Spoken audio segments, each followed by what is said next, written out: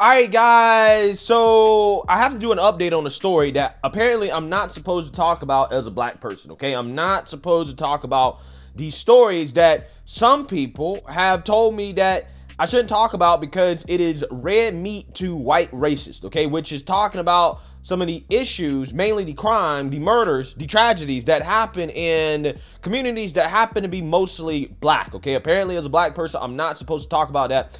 That is only reserved for the white man that owns the local news stations that talk about this basically every day, right? So I have to give you an update on the story that I covered out of Prince George's County, Maryland, okay? Outside of Washington, D.C. An extremely disturbing story that, thank God, did not end in a tragedy, as you had 3 young black teenagers, aka 3 young scholars, that hopped on a school bus and attempted to assassinate another student. The assassination attempt failed because apparently the firearm that it was using failed for whatever reason, as the young scholar was pulling the trigger, okay? The firearm failed to go off, and reports are that the young scholar was trying to shoot the other student in the head, okay? This was a full-blown assassination. Now, we have some good news to update you guys on when it comes to the story, which is that 2 of the 3 teens involved in this have been arrested and charged with attempted first and second degree murder, assault, and additional charges. And they were charged as adults, okay? However, we have a disturbing twist to this story that gives us some information about who orchestrated this in the first place. And allegedly, the person behind this, the mastermind behind this attempted assassination, again, which you had these 3 young scholars hop on a school bus and try to assassinate another student. The person behind this, that planned this out, that made this happen, was a young middle school girl. No, I'm not joking. Take a look. This is really bizarre. Yeah, very. A 3rd teenager appeared in front of the judge today, charged in that attempted school bus murder. You can see it all going down in this video here, and the details are just really upsetting. These 3 boys appeared wearing masks and hoodies pulled over their heads. They got into a school bus in Oxon Hill. They pushed right on by the driver, went up to a middle schooler, put the gun to his chest, and pulled the trigger 3 times. Thankfully, nothing happened because the gun jammed. The teenage girl, who was in court today, however, was not in these photos, but prosecutors say that doesn't mean she isn't just as guilty. And wait until you hear what's next. Scott Broom was in the courtroom today. He joins us now live. And Scott, you really got the sense from prosecutors today just how young these teens were potentially and how dangerous this could have been. Yes, generally here, the majority of the kids involved are 8th graders. And this is very, very dangerous. Now, normally, hearings involving juveniles are not open to the public, but in this shocking case of attempted murder by children, the young teens are charged as adults. So with this surprise arrest over the weekend of a girl we were all completely unaware of, there is yet another hearing today that was open to the public, and what we're learning, again, is chilling. It was a hit squad style attack on a Prince George's County school bus caught on video. A boy with a gun tries to shoot and kill a 14-year-old while 2 accomplices hold the victim down. Had the gun not jammed repeatedly, the victim would surely have died, investigators have said in court. And today in a Prince George's County courtroom, we learned the attack was allegedly orchestrated by an 8th grade girl who's accused of texting the attackers before they rushed the bus to let them know the victim was seated and the last rider left. The 14-year-old girl was arrested over the weekend and charged as an adult with attempted murder. Tense bailiffs in the courtroom watched to keep family members separated. The suspect's family begged for the girl to be released into home detention before trial, but arguments by attorneys revealed there are allegations of gang ties. And the victim's mother begged the judge not to let the girl go home, saying her family and the school bus driver would be terrorized that the girl could orchestrate another attack. She planned this out and she set it up to a T, the victim's mother said. Judge Byron Bariano ordered the girl held without bail in a juvenile facility, saying that home detention may keep her off the streets, but would not prevent her from planning more deadly mayhem. Prosecutor Aisha Brayboy reflected on how dangerous these suspects are alleged to be despite their young age. This case, but we hear parents say, my child's a good child, that they weren't involved. I can't believe it, but believe it. It happens. Unfortunately, far too often in our communities, young people are making adult decisions that have adult consequences. My office has no choice but to pursue justice, and that's what we're going to do.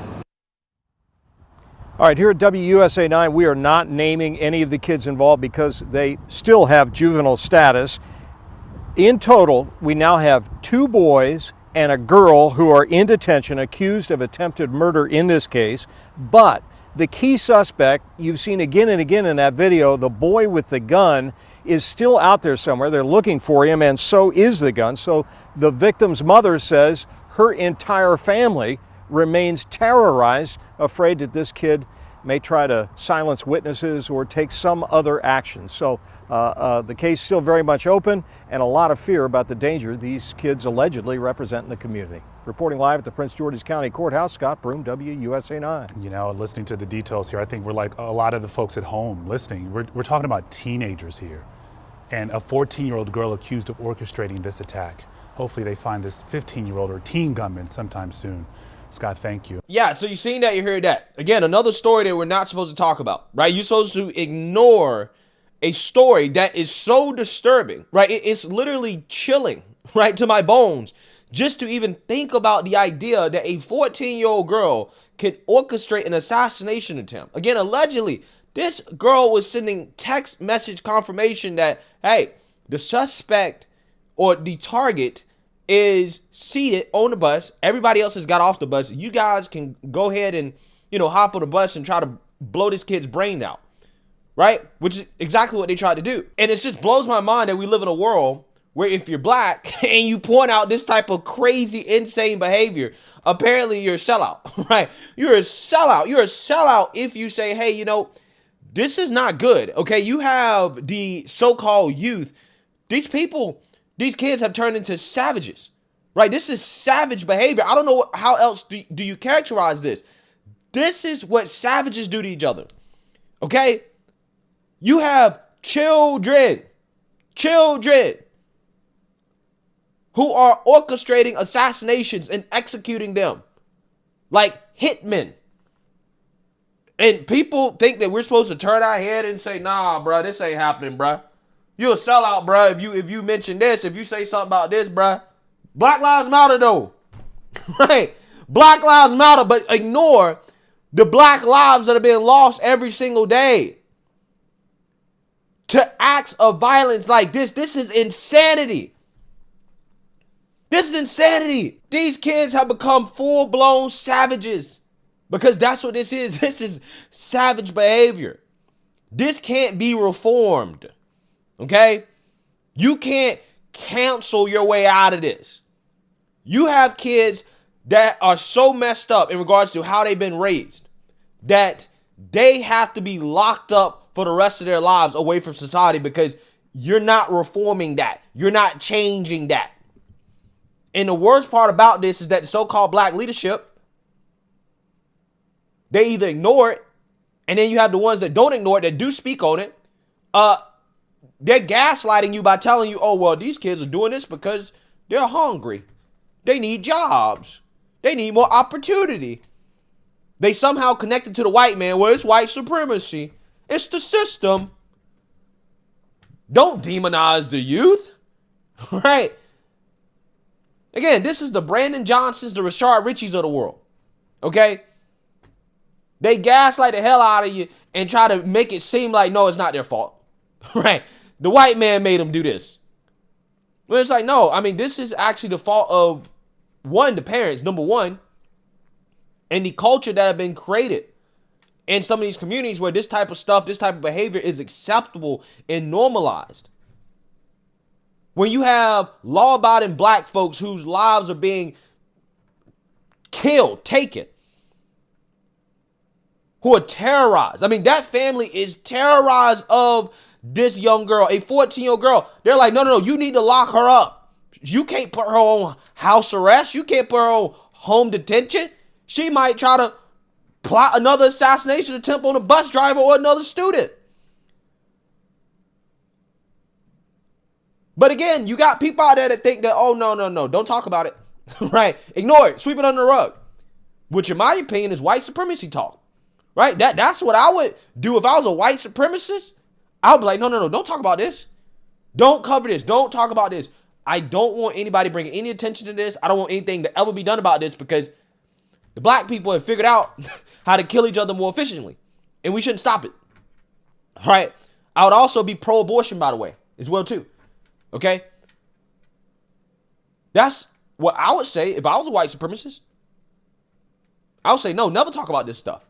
Which, again, is the irony of the people who have a problem when black folks point out, hey, this is happening. Why are we not bringing more attention to this the same way we bring attention to issues like police brutality, which is not really even an issue? It's just amazing how that works. And then they say, well, what about the white community, bro? What about all the stuff happening there? Well, first and foremost, I covered plenty of stories about white people doing crazy stuff. Like, for example, have you noticed most of my coverage of the radical gender stuff going on in this country is white liberals, right? Doing crazy stuff to their kids, right? Yeah, nobody ever says anything about, oh, why are you covering white liberals and their insanity? It's because nobody ever thinks about it that way because they're white. Right? But as soon as I cover crazy stuff that goes on in the black community, right, particularly inner liberal cities, oh my God, you're talking about black people too much. I'm saying, well, where's the same smoke when I'm always talking about the insanity of white liberals? It shows you exactly where the coverage is coming from. It has more to do with culture and political ideology than it has to do with race, right? I cover crazy stuff that black people do and white people do equally. It just so happens that the crazy people are liberals, right? I'm not doing too many stories on crazy black conservatives or crazy white conservatives, right? They're the same people, right? We're the same people in the country. But if you show me a story where you have white boys hop on a school bus and try to assassinate another student, I'll be more than happy to cover it, and I'll say the same thing. This is savage behavior, right? They've been raised to be savages, okay? But hey, find me that story, I'll cover it. And this, again, for the people that have such an issue with, oh, why do I cover certain stories and blah, blah, blah. Well, again, the craziness that happens in the story, which I give fair and equal treatment to, right, typically happens among white liberals and black liberals in these liberal cities. I'm just saying. But this type of violence, though, this level of violence seems to be more specific to inner liberal cities and black people in those inner liberal cities.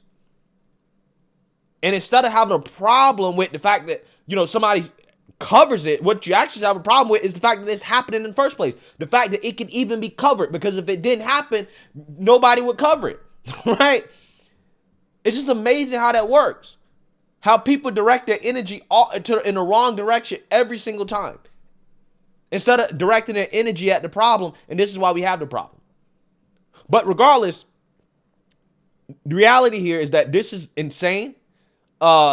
These scholars should be locked up forever, right? Throw away the key. They can't be reformed. You can't have these type of kids on the streets. It is what it is. I'm sorry, right? They've only lived 14, 15 years, but they made their choice in regards to whether or not they can be a part of society when they decided to do this. I don't think they can. You got to lock these kids up, throw away the key, never let them out. They're too dangerous. It is what it is. Let me know what you guys think. Make sure you like, comment, and subscribe. Most importantly, share a black conservative perspective. Peace.